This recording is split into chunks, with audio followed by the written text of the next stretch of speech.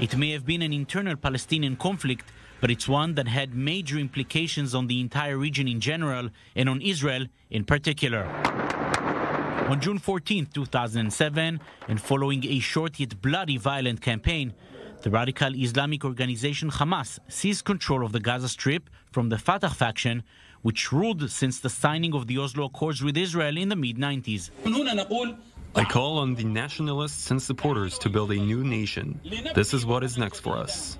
Following years of political unrest between the two leading Palestinian factions, Hamas in Gaza had no intentions of adhering to the messages coming from the leaders of the Palestinian Authority seated in Ramallah. What is happening in Gaza is unacceptable. They have no right to attack the Palestinian Authority offices and the Palestinian security forces. In less than 3 days, it took total control of the Gaza Strip, and as usual when it comes to civil wars, it was cruel and merciless. Hundreds of Fatah supporters were killed in battle. Many of those who survived the crossfire and were caught were executed, sometimes by being tossed off the rooftops of their office buildings. They are eliminating Fatah members one by one. If the members have any previous record with Fatah, minor or major, they eliminate them. These developments had, of course, a major impact on Israel.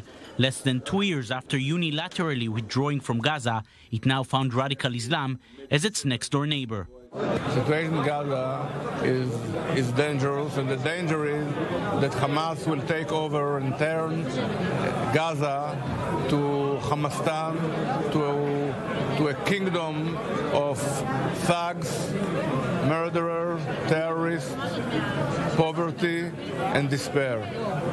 That's the meaning of Hamas control over Gaza.